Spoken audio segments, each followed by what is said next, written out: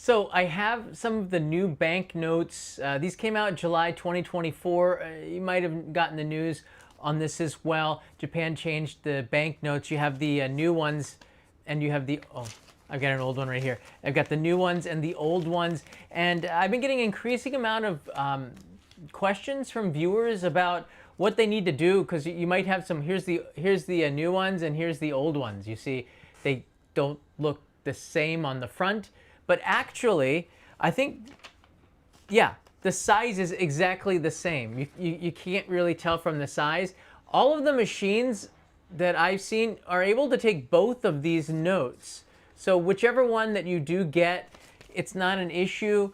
I think you don't have to worry about the banknotes. I went to the ATM yesterday, and I was surprised because when I took the cash out of the ATM, I'm like, well, that's interesting, because for the first 3 months, I didn't get any new banknotes from the ATM here in Tokyo. And I'm at one of the biggest banks here in Japan.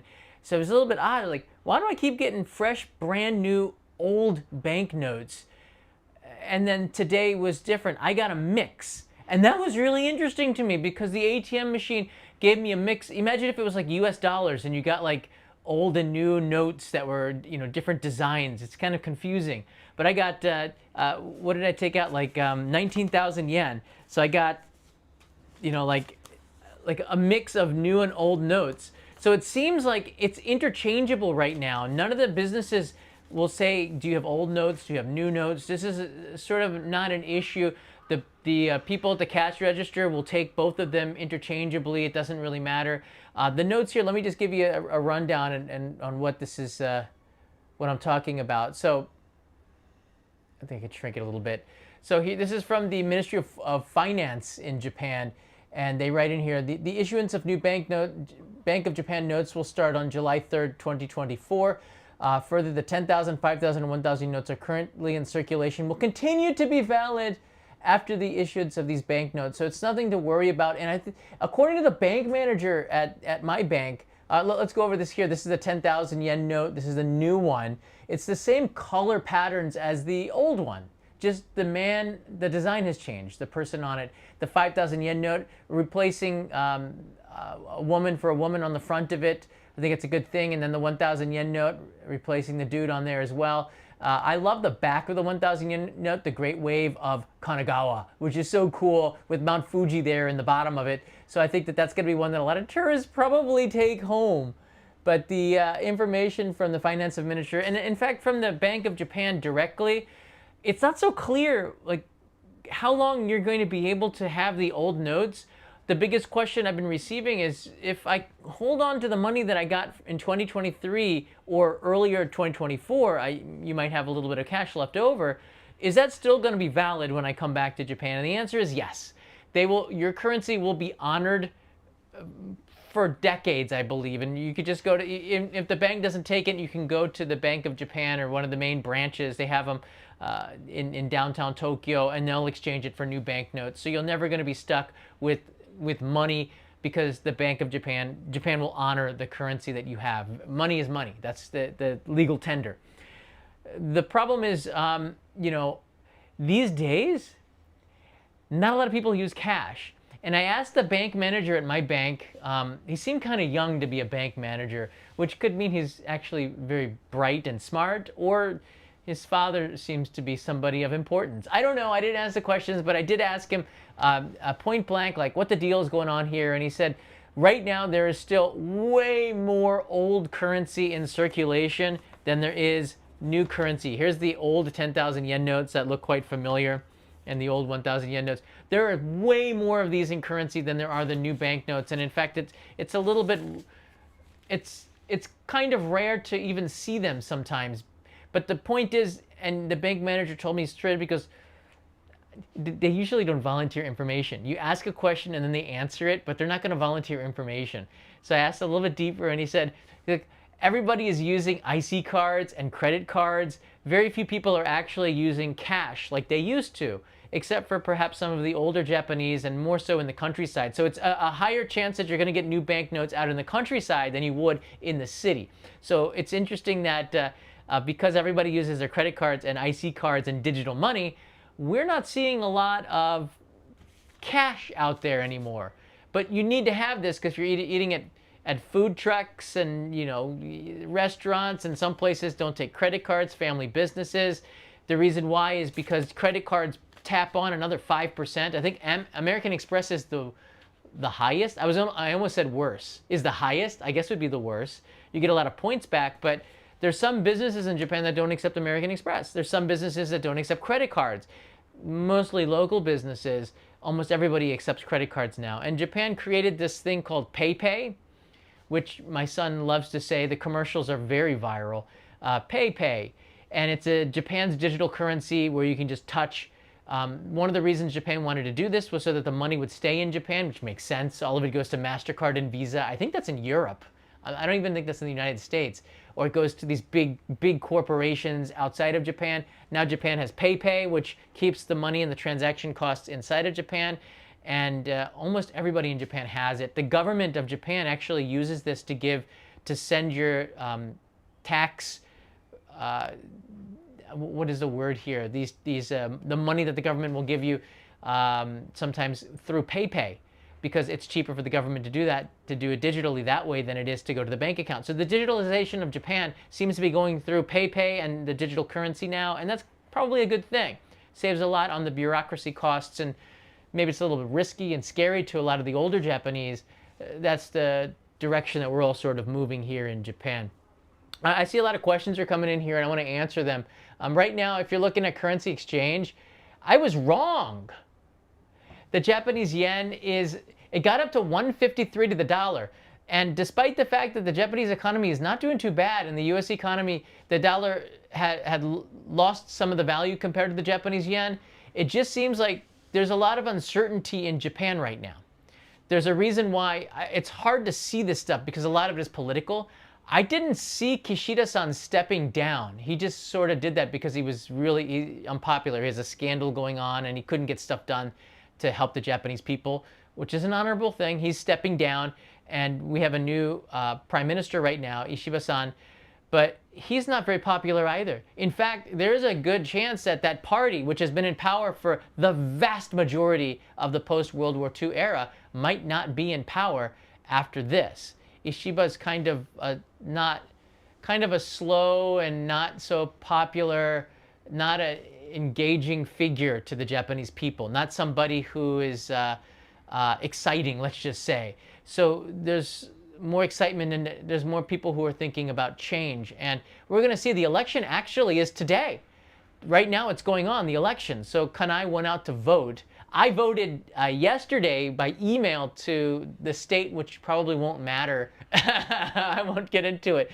But these changes are quite important. So we're going to see what happens. But that volatility and the fact that we have an election right now, and it looks like it's going to be a real battle. It's hard to predict which side is going to win. Probably the LDP, but we're not sure yet. Depends how the people feel. They're not very excited about the future, and that's kind of sad. The Bank of Japan, the BOJ, isn't raising interest rates, and that's why the yen is getting weak. If they raise interest rates, it's going to get stronger, but they don't want to. And the reason why is because Japan is one country that wants inflation. We had deflation for a very long time, and now finally we're starting to get price of things going up, and that means wages are going up, and Japan needs inflation. Because if they don't have wages and prices going up, Japan will not be able to compete. Japanese people won't be able to travel abroad. The yen won't be valued much. So they're taking that hit right now at 150 to the dollar for the future gains in inflation. That's eventually going to bring in more income into Japan, and at least that's the hope. We'll see what happens. The BOJ will be making a meeting on this October 30th and 31st, and we're either going to see, or probably see, the yen get weaker. I don't know, but they're a little bit dovish right now. They made a small comment, and the yen dipped down from 153 to 151. So we'll see how I'm paying attention to this, and I'll bring you a note if it does go up or down. But when it comes to currency, this is not a lot of money. At least, how much is it? Maybe this is about $200. That's all the cash that I have on hand, which is odd. Usually I might have a little bit more on me. but because you never know what happens when you go out on a location shoot to film. But yeah, you don't have to worry about the banknotes. The ones that you have that are old, up until about, for the last 15 years, let's say, you're going to be fine. Some of the older notes, there was a version change because of security features. There was a lot of counterfeiting going on, I think around 2004. But most people, if you might want to check the Bank of Japan website on that, most people have the newer notes from the last 15 years. But if you're going back 20 years, there's a version of the 10,000 yen banknote, which was counterfeited and I don't think is any longer a legal tender. They took that back. You might still be able to go to the Bank of Japan and get your money back, though, on that one. This is not a pristine 2,000 yen note, but you can see, can you see it? Maybe if I turn it around here. You can see the watermark, which is so cool. This is a 2,000 yen banknote. This is still available. That's something that a lot of people have been asking me. When I showed this to you a couple of months ago.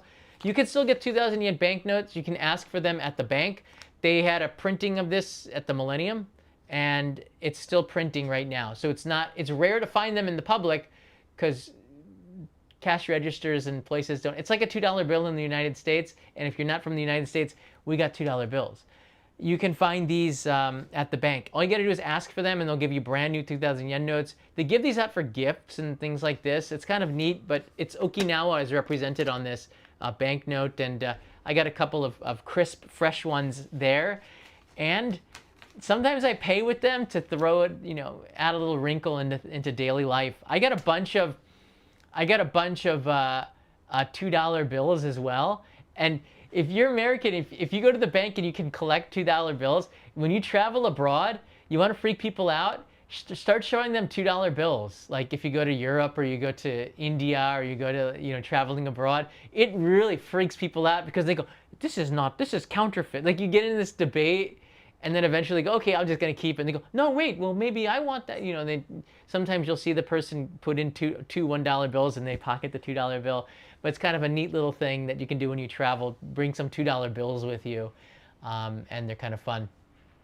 Locals were surprised when I handed 2,000 yen notes. Yes. I think a lot of locals have this misconception, and Americans have a misconception about the $2 bill. They still print those, all right? They're still in circulation and printed. The 2,000 yen note is the same thing, but you just don't see it very often anymore, and that's just because it's not that useful. The 1,000, 5,000, 10,000 yen notes, but I like the fact that you throw in a 2,000 yen note just to throw people off a little bit. It's fun, The 2,000 yen note is the same size as the one, oh, wait, hold on. It's just slightly longer. Maybe you can see it here. That's interesting. It's just slightly longer than the 1,000 yen note. So that's how the notes go. And then here's a 5,000 yen note I have here. You can see they make it just slightly big, ever so slightly bigger. Here's a 5,000 yen note and a 1,000 yen note, and you can see it's not, the height of it is the same, but the length of it is just slightly longer than the 2,000 yen note. And then if we have the 10,000 yen note with the new 1,000 yen note, it's just, you can see it sticking out here if I do it the other way. It's even longer. So it's like little increments of longer, and that's how the one of the ways that the scanners know that it's a different note, despite the fact that the design is different. Some of the electronics, I've heard a rumor, can tell by the length of the note. So I don't know if that's true or not. I'm sure that would lead to counterfeiting, but I'm pretty sure that they also scan the eyes and the security features in it. These banknotes are incredible. The holograms on them, it looks, do you see if you follow, she'll follow you. I don't know if it works. It doesn't work so good here. But it looks like her eyes are following you. It's like one of those Disney haunted house tricks. It's kind of neat here. The hegemonica's here. $2 bill for you and your, hey, that's kind of funny. Thank you. Because it was $2. In my mind, I'm picturing a $2 bill. The first square watermelons and now 2,000 yen bills. John W., you are blowing my mind. Really? Well, This is old news, but if I can blow your mind with a 2,000 yen note, I have to get a little bit more creative with things to blow your mind. That's all that I got for you today. I'll take a couple of questions before we end this live stream, but for those of you that are coming here to Japan, you don't even really need to bring a lot of cash with you, and maybe the only reason that you have some cash is because you changed money in advance because you got a really good exchange rate. Right now, I think the exchange rate is pretty good. Again, it's so hard to predict because I can't see the geopolitical landscape in like 2 years from now. Is there going to be war? Is there going to be peace? Who's going to be in charge? Who's going to be president of the United States? We can't even tell this kind of information, so it makes it really hard. I know that the markets like one person and the markets don't like another person because there's risk and volatility involved, and one is pro-business, one is not. So there's so many things that are into currency exchange because it's all based on traders and stuff. But it does have a lot to do with the the Fed and the Bank of Japan and their monetary policies. But when it comes to currency, not to worry, it will be honored. I did like the old 1,000 yen notes too. You did have Mount Fuji on there, but the one with the Kanagawa wave, that's just. I'm glad that they kept Mount Fuji on the notes. It's just kind of cooler. I don't know, because of it's just like one of those iconic pictures of Japan. Best to use ATMs in Japan for cash. I did an episode on this, you're right. The 7-Eleven and the post office ATMs seem to be the best. I've seen a lot of the Japanese banks are also allowing foreign cards. I was surprised to see that the Discover card, which is an American credit card, was available for use at Tokyo Mitsubishi UFJ Bank vending machines, or ATM machines. Like, what? So it doesn't say American Express or Visa or MasterCard, but it does say Discover card. How did they get in here? I think it used to be like a Sears Roebuck card from the 1990s, right? I don't know. But they do take like Union Pay, which is the China's credit agency, and then they have JCB, Japan Credit Bureau. JCB is the Visa MasterCard of Japan. I don't know why they weren't doing digital currency, but Japanese companies sometimes are so slow, or maybe they're one of the investors in PayPay, but Japanese companies are so slow and so paper-oriented that sometimes it's hard for them to change fast enough. Starting a new company seemed to make a lot of sense. If you do live in Japan, I highly recommend that you get PayPay app. It's everywhere. Everyone's using it, and there's discounts and stuff, and for locals, that's how sometimes money will come to you from local governments and stimulus checks. We would get checks in the United States. Japan just either sends it to your bank account, which has charges because banks charge a lot of money, like the equivalent to $5 to $7 per wire transfer, which is one thing that's killing me right now. They raised the price on wire transfers. But you can also do digital payments to digital currency like PayPay, and that's been an amazing thing. So yeah, my wife uses it all the time. I'm a casual user. I still kind of use cash and IC cards. Go-san is here. A little something for coffee if you go out later. I will be going out later. Thank you for that, Go-san. I think I'll go get a cup of coffee. I might be meeting up with PVG and Matt Alt, two of my buddies here, to do live streams at the end of October. We're here near Halloween, so looking forward to that the upcoming week. I found these at the store. This is a local purple potato. Do you see these potato chips? Japan has purple potatoes, satsuma imo. I think they're satsuma imo. Yeah, murasaki imo chips. I'll be sending this if you're a Daimyo supporter of my Patreon page. You'll be getting a bag of these. It's kind of heavy. A bag of these purple potato chips. Kind of satsuma imo sweet potatoes are a staple for Japanese autumn. So this is all like a local producer. You can see his picture on the front of it coming to you in your Daimyo package, as well as some apple caramel steamed cakes and a couple of other really good autumn themed snacks. Chestnuts are a theme that you'll be getting in that as well. And this month's postcard is a stunning one. That's me standing in off of the Pacific Ocean. If you join the Patreon, I will send this out to you today from Tokyo. It'll arrive to you in about I don't know, like 10 days or so. But you get a beautiful Japanese stamp, and I love the postmark, the cancel marks that say Tokyo on it. I kind of like the details, so I'll put that in there.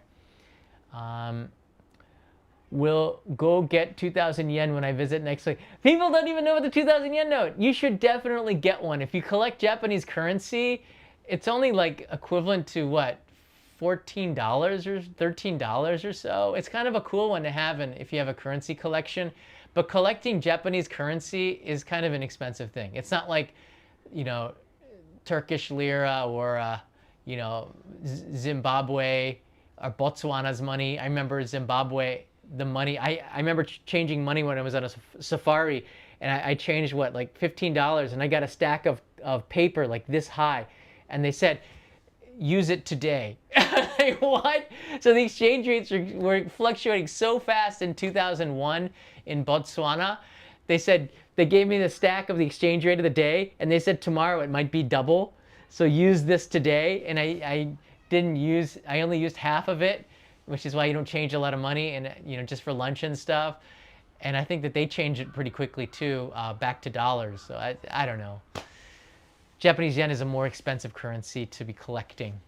Bulgarian and Romanian currency, I got a bunch of that. Turkish, a lot of Eastern European currency from back in the day, and I got stacks of it. The 2000, what is it, the Romanian?